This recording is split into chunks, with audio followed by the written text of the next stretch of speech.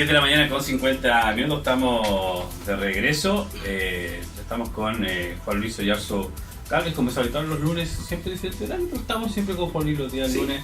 Así que Juan Luis, bienvenido. Muchas gracias, Daniel, siempre un gusto. La vez pasada no pude venir porque andaba en Santiago en un congreso en la universidad. Pero ¿sabes qué? Tampoco iba a poder venir porque estuvimos hace una semana esperando que nos corten la luz. Nos llegó un aviso, se lo cuento como anécdota porque ya nos reímos nosotros. Nos llegó un aviso de que le había corte de luz programado sector de Las Heras, España, Pedro de la Cerda, Manuel Rodríguez, y contemplaba los pasajes entre Las Heras y Pedro de la Cerda, entre ellos Los Álamos, que es donde estamos nosotros. A las 9 de la mañana iniciaba el corte, hasta las 13 horas. Estamos a 6 de mayo. Todavía no hay corte. y todavía no hay corte de luz. Perdimos toda la mañana. ¿Se acuerdan? Perdimos toda la mañana. Dejamos de hacer todo el programa porque había corte de luz. Pero bueno, ya fue, ¿no? Bueno, pero no vamos a hablar de ojo, que el tema de la luz también es un tema que podemos andar analizando. Quizás recuerden que se anunció que se va a subir la luz. Sí, en no un 10%, en un 20%, en un 25%, en algunos sectores. 25% hablan de concesional. Si yo pago, a ver, si me suben un 25% la luz, es mucho dinero. Y yo pago 40.000 pesos, voy a pagar 10.000 pesos más. Por lo menos, ¿no? Pero claro, justo, 10.000 pesos más. 10.000 pesos más. Sí. Bueno, ya, pero vamos a hablar con cifras y todo, también con números, pero vamos a hablar de temas laborales. Y esta famosa reforma laboral, nosotros el otro día, bueno, conversábamos ya, ¿no? Conversábamos con la Seremi del Trabajo y Previsión Social, Victoria Cortés, respecto al tema. Claro, quizás es una muy buena idea para que se disfrute un día más en el hogar o se haga lo que se quiera hacer teniendo un día más libre. Pero yo, a ver, ese día quizás no lo pensé, no lo planteé, pero la mirada que tienes tú trabajas en clases de economía y todo el tema, pero yo no sé si un trabajador va a estar dispuesto con esta ley a negociar con su empleador del sector comercio, especialmente, que gana comisiones por venta, de perder un día de venta. Porque sin duda se va a ver perjudicado, claro, un día de descanso, que alivio, que rico, pero ¿y económicamente? Porque va a perder un día de venta. Sí.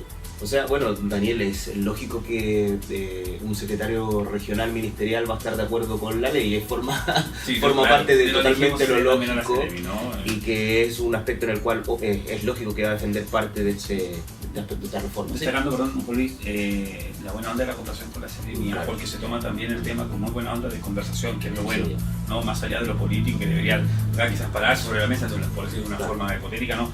Y decir, no sabes que no, acá no. También tomar ese comentario, lo toman de bueno, y es bueno. Es bueno porque se puede generar una conversación. Incluso respondió inmediatamente llamados de una señora, por ejemplo, que decía, porque ojo que esta ley no habla de sistemas públicos. Ahora mira, y yo hago un paréntesis en este momento.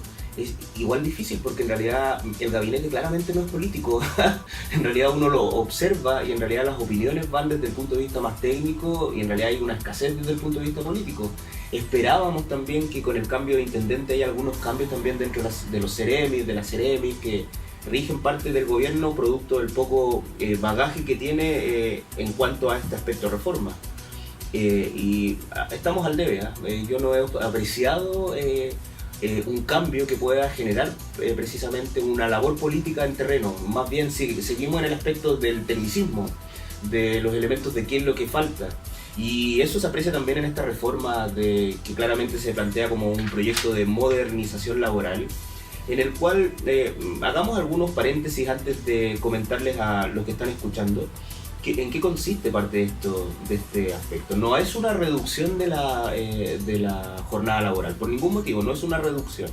Se mantienen efectivamente las 45 horas y pueden ser pactadas tal vez un poco menos, pero se mantienen efectivamente estas 45 horas. Y hay algunos elementos que son importantes, que es plasmar estas 180 horas que suman estas 4 semanas de 45 horas cada uno, en una distribución totalmente libre y arbitraria, en el cual existe una negociación entre el empleador y también el empleado y el trabajador para poder distribuir estas 180 horas en el mes, no solamente en la semana, Daniela, de tal manera que existen semanas en las cuales tú puedes trabajar 44 horas, existen semanas que pueden trabajar 50, existe semana que puedes trabajar 60 y así consecutivamente hasta completar las 180 horas en el mes. Muy distinto al código ahora del trabajo, que en realidad te plantea la distribución de horas dentro de la semana, entre los 5 y los 6 días de la semana. También se menciona que puede haber una disminución del horario de almuerzo, de tal manera que tú podrías canjear tu hora de almuerzo para continuar efectivamente en una jornada un poco más tarde. Y también, dentro de lo que se ha escuchado por parte de las autoridades, se pueden cambiar incluso las horas extras por más vacaciones. O sea, es un elemento, es un canje totalmente, que menciona efectivamente un elemento que es muy interesante: la flexibilización del mercado. O sea, generar un mercado que sea un poco más flexible y que permita en realidad esta negociación entre estas contrapartes, cada una, que es esta negociación individual, olvidando el quehacer colectivo, ¿eh? Muy distinto a la reforma de Michelle Bachelet, que trataba de plantear el concepto de lo colectivo por sobre lo individual, potenciando los sindicatos, la negociación colectiva. Ahora se hace lo contrario. De tal manera que cuando nosotros vemos el planteamiento del gobierno de generar, por ejemplo, una reforma que va en pro de la familia, eso es totalmente falso. En particular porque tenemos todavía conservadas las 45 horas semanales que van a estar distribuidas en estos 180 horas dentro del mes. Y planteando efectivamente que la realidad de Punta Arenas es distinta a la de Santiago. En Santiago tú no vas a pactar una jornada de 12 horas, o sea, cuando tú ves esa jornada y la puedes pactar 12 horas trabajando, pero ¿y los traslados, Daniel? Los traslados que tienes, por ejemplo, en Santiago, 1 hora para llegar a tu hogar, entonces no son solamente 12 horas pactadas, sino que en realidad tienes que incluir los traslados, que puede llegar a 14, 15 horas laborales en un día por tener un día extra. ¿Eso es una reforma que va en pro de la familia? Absolutamente no va. Esa es una reforma que en realidad lo que está generando es un estrés, un agobio, que incluye efectivamente elementos que pueden ser contradictorios dentro de la misma reforma. Es preferible, por ejemplo, efectivamente bajar, porque es una urgencia, bajar la jornada laboral. No pueden ser 45 horas semanales. Podríamos ya estar en 38, 40. Eso es muy probable que no cambie los niveles de productividad que existen dentro de las empresas. Lo que pasa es que, a ver, vamos a ir detallando un poco. Si se cambiara a 40, por ejemplo, no habría que trabajar un sábado al mediodía. Por ejemplo. Un sábado mediodía, no al mediodía, un sábado mediodía. Eso significaría que al tener esos 2 días de descanso, sábado y domingo, el lunes se puede llegar con más ganas a trabajar. Por supuesto. Y también va a mejorar la productividad. No tienes ningún inconveniente. El tema de la productividad, nosotros tenemos un problema con la productividad. Fíjate que, por ejemplo, yo estaba viendo algunas cifras que son interesantes. Y, por ejemplo, nosotros trabajamos alrededor de 2.000 horas en promedio en el año, ¿cierto? Noruega trabaja 1.400 horas en promedio en el año. Nosotros trabajamos 600 horas más, Daniel, que Noruega. Claro, con una y jornada Noruega, de 40. Sí, y Noruega es 3 veces más productivo que Chile.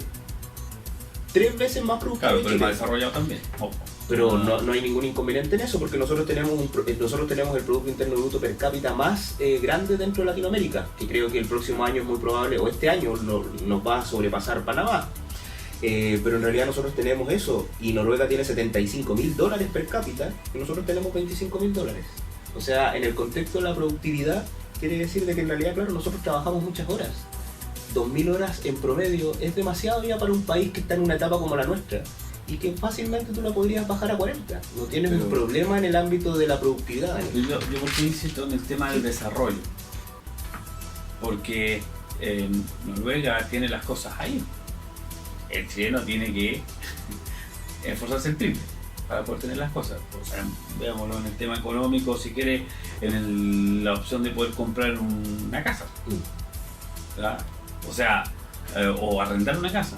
Una casa interior está sobre los 250.000 pesos y el sueldo mínimo es 301.000. De hecho, el 50% de la población, Daniel, gana menos de 350.000 pesos. O sea, cuando tú estás viendo el 50% de los ocupados, que son 9 millones de chilenos trabajando, el 50%, o sea, 4,5 millones de personas, ganan menos de 350.000 pesos, o sea, muy cercano a esta remuneración mínima. La reforma no tiene el aspecto estructural que nosotros tenemos, un aspecto más profundo que no se genera con esto. Tú generas, a través de esta reforma y a través de este aspecto de flexibilidad, generas un elemento más complejo. Nuestro mercado laboral ya es flexible, Daniel. Por ejemplo, el INE nos dice que existen alrededor de 800.000 personas que son subempleadas, o sea, con una jornada involuntaria que tienen que negociar. O sea, ya tenemos 800.000 personas en Chile que son subempleadas, que si bien pueden representar tal vez muy poco del total, sin embargo nosotros vemos que ya tenemos, por ejemplo, personas que trabajan, o tenemos 1 millón de personas que no tienen contrato, ¿cierto? Entonces nosotros ya tenemos parte de elementos que forman parte de esa flexibilidad, viendo también, por ejemplo, el aspecto público, un montón de personas que también se encuentran a honorarios, ¿cierto? Que se ha ido naturalizando en el transcurso del tiempo, Daniel, porque ahora, por ejemplo, ¿qué es lo que decimos del honorario? En el honorario ahora planteamos, por ejemplo, que tiene derechos a esto, que tiene derecho a lo otro, etcétera, pero sin embargo es una prestación de servicio y ahora también los obligamos a cotizar. Entonces hemos naturalizado algo que en su naturaleza estaba generado efectivamente para una prestación de servicio. Es como que tú o yo realicemos tal vez en algún evento, yo de una charla o tú seas un elemento, que es una prestación de servicio temporal, en el cual nosotros la hemos normalizado y en particular en el servicio público, que es un elemento transversal, ¿cierto? Claro, y lo otro también que, a ver, entrando directamente a lo que tiene que ver con el sistema en sí laboral en Chile, y yo insisto, a ver, yo creo que en Chile es muy difícil poder generar el per cápita que hablabas de $75.000. Sí, $75.000 en Noruega. En Noruega, acá 25.000, o sea, prácticamente un tercio, un poquito más de un tercio, ¿no? Pero porque el trabajador de acá nunca está conforme tampoco, o sea, siempre quiere ganar más. ¿Por qué? Porque también está la irresponsabilidad de cada trabajador, que lo hemos conversado muchas veces, sobre todo en el mes de marzo, que gasto más de lo que gano. O sea, si yo gano 400, gasto 450, entonces todos los meses te quedo con 50 lucas en contra, ¿no? Por decir lo mínimo. Sí, sí. ¿Ya? Por decir lo mínimo. Entonces nunca vamos a llegar a ese per cápita de tener, o incluso, claro, va de la mano con lo que seas tú, del trabajo honorario, del pololito, como se llama, del trabajito extra, del pituto. Claro, porque con ese pituto yo me hago 20, 30, 40 o 100.000 pesos más, claro. Entonces termino a la larga con plata a favor, pero gastando más también. O sea, no sé si me entiendes. Sí, te entiendo perfecto. Entonces, en Noruega, con los sueldos que tienen y el desarrollo del país, es totalmente distinto. Chile es un país completamente subdesarrollado. O sea, estamos lejos de llegar a ser un país desarrollado en algunos temas. En algunos temas, porque cuando tú analizas, por ejemplo, nuestra realidad regional y te comparas con países similares, nosotros en realidad nos encontramos muy bien. Imagínate que compartimos igual el mismo Producto Interno Bruto que Croacia, ¿cierto? Nos encontramos incluso mejores que otros países dentro de la misma Europa. Nosotros tenemos un Producto Interno Bruto per cápita también destacable. Nueva Zelanda tiene alrededor de 30.000 en Producto Interno per cápita y nosotros estamos cercanos a ello también. Se pronostica que el próximo año vamos a llegar tal vez a los $27.000, o sea, anuales. Entonces nos encontramos también en una posición interesante, pero mira, en este aspecto aquí hay un problema claramente tal vez más que de la productividad, hay un problema también por parte del empresariado. El empresariado se acostumbró en ocasiones a ganar mucho dinero y entregar tal vez poco por las labores que realizan los trabajadores. O sea, cuando nuevamente revisamos las cifras y encontramos, por ejemplo, que el 75% de los trabajadores gana menos, Daniel, que 550.000 pesos.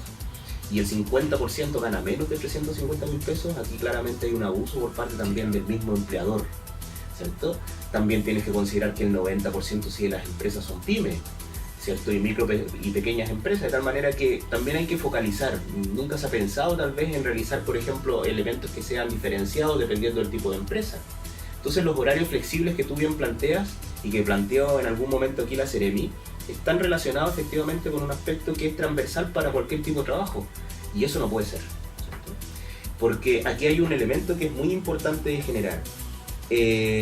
Nosotros nos falta un poder negociador. O sea, le pregunto a las personas que están escuchando, ¿va a existir la posibilidad que un individuo, ¿cierto?, pueda negociar su jornada laboral con una de estas grandes transnacionales que efectivamente tienen el mango, ¿cierto?, el sartén por el mango?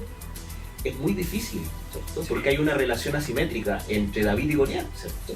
La gran empresa y el trabajador, De tal manera que nosotros no tenemos dentro de esta reforma un poder de negociación a través de un sindicato o algo que permita, por ejemplo, en conjunto, como lo generó tal vez la reforma de Michelle Bachelet, generar efectivamente parte de esto. Yo traje aquí un pequeño artículo que mencionaba la sindicalización, que este es del 28 de abril, salió también en La Tercera, en el Pulso Económico, y menciona que en Chile el 20% de las personas se encuentran sindicalizadas.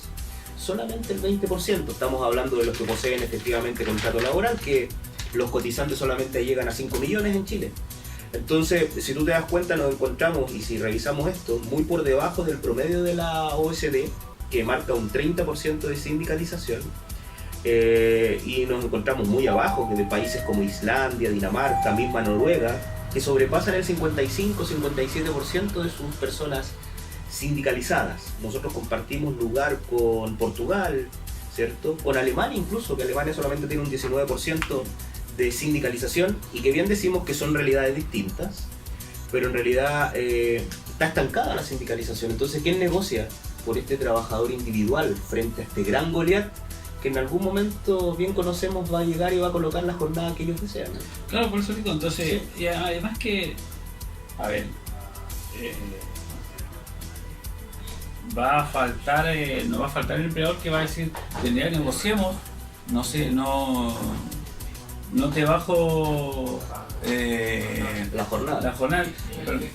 Saludos, don Diego.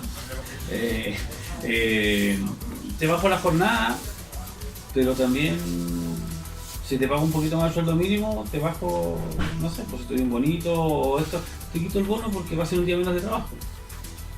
Y te obliga a decir, no, yo no puedo dejar de ganar 20 luquitas más. No sé, entonces yo insisto en el tema del desarrollo, porque es un tema no menor. Tú sabes bien, Juan Luis, como profe, como persona que con tu carrera, con tu profesión de ingeniero, que los números mandan. Los números mandan. O sea, la persona que deje de percibir 30, 40, 50 mil pesos más por ventas, por ejemplo, va a llegar mal a fin de mes para pagar la luz, el gas, el agua y el arriendo. Por supuesto, y si vemos, por ejemplo, elementos comerciales como estas tiendas de retail, es lógicamente que una tienda de retail, si tú llegas y no aceptas tal vez la jornada que te va a imponer el Goliat, bueno, que venga otro porque hay una fila grande esperando. Y lo otro es que la tienda va a vender igual. Pero claro. La tienda va a vender lo mismo igual. Entonces, la tienda va a ganar más porque va a tener una comisión menos que pagar. Entonces, sin duda, a mí me da a entender, a mí parece de opinión muy personal, es que esto está pensado en las ganancias empresariales, en las cuentas de las empresas. Bueno, el gobierno del presidente es lógicamente, y lo ha marcado y no ha escondido absolutamente nada, o sea, el proceso es fortalecer fuertemente a la empresa como elemento de inversión para poder fortalecer la economía, y todo lo ha hecho en base a esa relación, el sistema de pensiones y su reforma que está un poquito trabada, que está relacionada con la reforma de pensiones, ¿cierto? El aspecto ahora de esta reforma laboral, el aspecto de los medidores, o sea, nosotros podemos ir juntando una gran cantidad de cosas y vemos cómo en realidad el gobierno trabaja y efectivamente piensa como un elemento que también es importante, Daniela. O sea, la reforma en nuestro mercado es totalmente rígido desde el punto de vista de cómo tal vez alguien también puede negociar. Pensamos que la reforma en ese sentido puede ser positiva, pero el pero, que yo te lo he marcado aquí claramente, es ese pero que genera que no hay un ente negociador. No existe la posibilidad de que alguien pueda negociar por este trabajador. Entonces el trabajador se enfrenta en esta relación de David y Goliat frente a este gran mole que va a pactar tu jornada de trabajo sin importar este poder de negociación. No hay nada que fiscalice eso, nadie lo va a fiscalizar. Sí, claro, entonces por eso también es necesario poder generar diálogo antes de... Ahora, esto está recién en la idea de legislar. Recién está como idea. Pero ya es bueno también poner los medios de comunicación para que se vaya entendiendo sobre todo. El otro día la señora María, porque es el nombre que la señora que llamaba para contarle a la señora, hay que explicarle algunas cosas bastante específicas. Si una tía de jardín, una educadora de párvulo o una técnico en párvulo le pide permiso a su directora o negocia un día con un jardín privado, ojo, porque esto no ingresan los trabajadores en los servicios públicos en esta ley. Pero si un jardín privado le pide la tía del medio menor trabajar hasta el día jueves nomás porque te lo va a devolver en horas después, más adelante. El día viernes, que no está esa tía, el jardín es el responsable de generar la atención del párvulo en la sala. Claro, porque hay un servicio prestado, ¿cierto? Hay un contrato también con la persona. Claro, entonces no afecta tampoco directamente, como preguntaba el secretario, si yo trabajo, o sea, yo voy a trabajar de lunes a viernes, pero la tía del jardín va a salir de trabajar hasta el jueves. No, esos son aspectos que son muy interesantes. Pero más allá de esa situación, yo pienso que en realidad, como tú bien mencionabas, esta reforma que ahora estamos planteando por parte del gobierno, te doy firmado, yo creo, Daniel, que esto no va a terminar de la misma forma, y en algún momento los bloques de oposición ya generaron de que en realidad no están de acuerdo con la reforma, y que por ende también generemos una discusión que también involucre una reducción de la jornada laboral. Ahora, yo ahí va a ser algo que va a surgir. Al bloque de oposición le voy a creer que no está de acuerdo cuando realmente voten en contra. Claro. Varios parlamentarios opositores, por ejemplo, con el TPP, que dijeron públicamente, el famoso TPP 11, que dijeron que no, públicamente que no estaban de acuerdo, votaron a favor. ¿Qué negociaron? Lo saben solamente ellos. Porque así se negocia, así son las votaciones del Parlamento, negociadas. No hay, acá no hay... Pero bueno, es parte de la política. Entonces, cuando también apreciamos ese aspecto de la política, yo pienso que en realidad en este contexto, yo creo que uno de los aspectos fundamentales es cuidar también esa relación del trabajador y generar entonces, por ejemplo, ese mecanismo que pueda negociar. En Punta Arenas nosotros vemos que en realidad de los 87.000 trabajadores, nosotros podemos ver de que en realidad alrededor de un 11% de los trabajadores conforman parte, no son 11.500 trabajadores, porque esto está en miles, trabajan como servicios y vendedores. Entonces, por ejemplo, la fuerza laboral que tiene Chile, que tiene Punta Arenas en particular, nuestra región, es bastante escasa frente a estas grandes transnacionales. O sea, una transnacional que le va a importar negociar con este 11,5 es porcentaje, con este 11,5% de la población que trabaja como trabajador de servicio y vendedor. Entonces ahí hay elementos de los cuales claramente hay que ir clarificando. Por un lado, entendemos que se necesita cierta flexibilidad dentro del mercado, pero también seamos serios en este aspecto, y reitero eso, a nivel regional necesitamos también discusión política. Yo creo que los Ceremi y también el intendente tienen que mejorar ese aspecto en su gabinete. Necesitamos discusión, no solamente técnica y el amén que viene solamente de Santiago, sino que también necesitamos un elemento de entender un poco más, generar una crítica regional y ver también cómo nuestros representantes regionales, que es el intendente y su gabinete, representan a nivel nacional las necesidades que tenemos, no solamente dejándoselo a los parlamentarios, sino también generando eso, que hay herramientas regionales para poder lo positivo, lo positivo de todo esto es que aún no se legisla, por supuesto, la idea de legislar, ¿no? Pero se ha hecho harto muy pública, porque la Ceremi, yo acá no es que tenga algo favorable a la Ceremi, pero hay que reconocerla, lo ha salido a contar, lo ha salido a conversar a terreno, y eso es bueno con los trabajadores, ¿no? Pero perfecto. Ya, es lo que se espera, ¿no? Sí. Lo que se quiere también de una autoridad que tiene la responsabilidad política y que obviamente no va a hablar nada malo del proyecto. Es una cosa muy lógica, ¿no? Muy lógica, porque está en un cargo de confianza política y después laboral. Porque eso sí, los cargos de Ceremi y de todo el servicio son de confianza política. Y ahí partimos de la base de... Entonces... Es lógico que la Ceremi va a hablar muy bien del proyecto, ¿no? Pero abiertamente también a conversar a recibir las críticas que se le pueden hacer, tanto no de uno como medio de comunicación, porque uno acá, por lo menos yo me pongo trato de ponerme en el lugar de quien nos pueda estar escuchando o viendo y que no tiene la oportunidad de poder hacerle la consulta a la Ceremi o a la autoridad que esté presente acá en alguna entrevista conversando algún tema. Entonces llevamos ahí un poco, pero la conversación tiene que darse. Se tiene que dar, y es bueno que existan estas opiniones que sean contrarias, porque así es como se construye, ¿eh? Claro. Esa es la gracia. Así que por un lado, claro, uno entiende ese quehacer político que tiene un Ceremi, pero también en ese aspecto uno reitera esa relación. O sea, tiene que haber un poco más de política en el gabinete, ¿eh? Esperábamos un poco más también en ese sentido del intendente, que generara, por ejemplo, efectivamente algunos cambios que permitieran, por ejemplo, darle un poco de ritmo y representación a nuestra región en el Parlamento. Eso, a nivel nacional. Eso no lo hemos apreciado dentro de este poco tiempo que lleva gestión. Recordemos que el tercer intendente, o sea, no queremos un cuarto. Es como el intendente que se estaba esperando. Sí. No sería un área más política, pero Pero no hay rumores todavía de que lo van a sacar. No, como los no, anteriores para que partieron con... O sea, todos tienen la renuncia firmada. Sí. Eso está Por más supuesto. claro, usted lo sabe, usted fue también... Todos los que director estamos al de- gobierno tenemos que tener nuestra firma, nuestra... Pero los padres parecía decir que José Fernández ha logrado... fue como el intendente de consenso, yo creo, ¿no? Yo creo que sí. Ahora, Paulín, Sí. lo voy a llevar a otro tema. Vamos. Su experiencia A política. a la experiencia política. Sí, ¿No?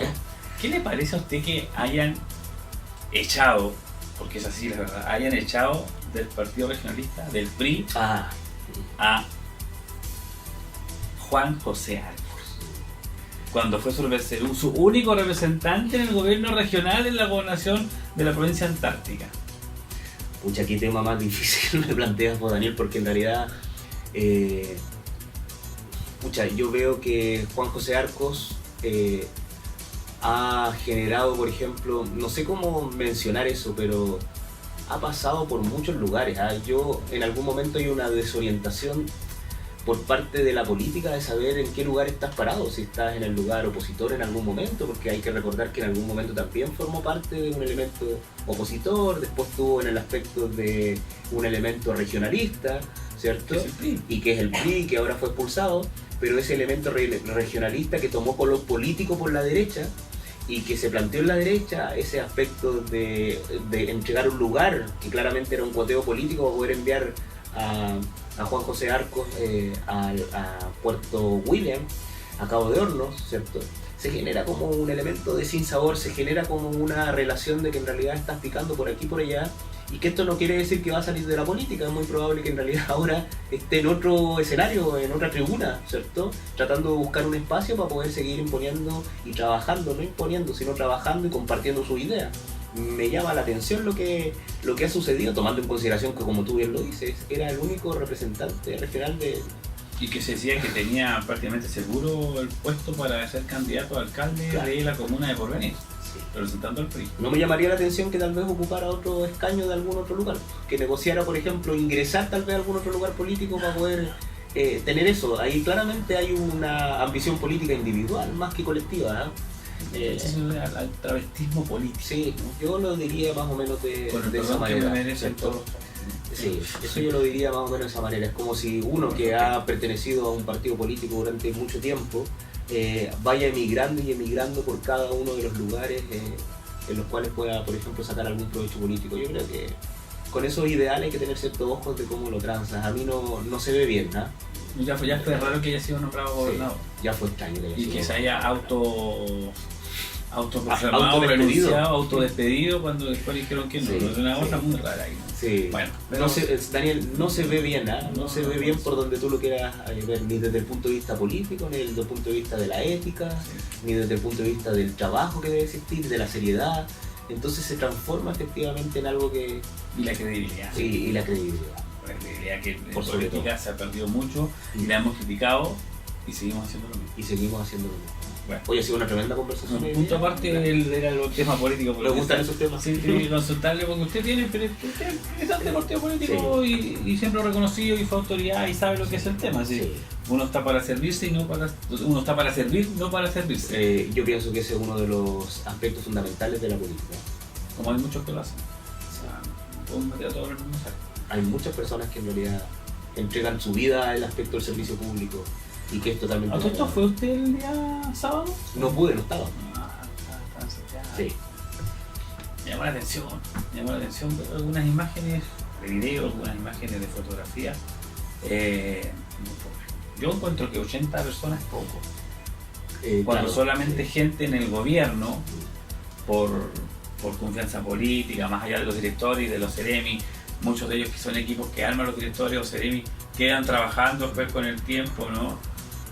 Son más de 150 los que están trabajando. Sí, pero igual Daniel, hay que ver que muchos de los personajes que formaban parte del gobierno también son personas que en algún momento eran solamente simpatizantes de un determinado momento. Y también ocurrió en algún aspecto en particular que tú ves, por ejemplo, personas como, no sé, el ex Ceremi de Economía, Paul Nat, que sale ahora hablando a favor y anda haciendo charlas a favor de esta reforma de modernización. sí, pero- Entonces uno va viendo que en realidad, claro, chuta, hay que tener tal vez una selección un poquito más adecuada. Ya, pero vamos a Frente lo hecho y concreto. Sí. No participó ningún parlamentario de la oposición.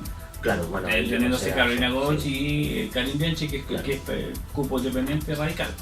Bueno, hay que ver igual que razones, tal vez no se encontraban aquí dentro de su distrito, eso uno no lo podemos saber.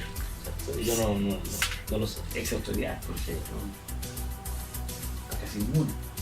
No sé si participaron los ex gobernadores del gobierno de Michelle Bachelet, los ex Seremi, vi algunos concejales, cores.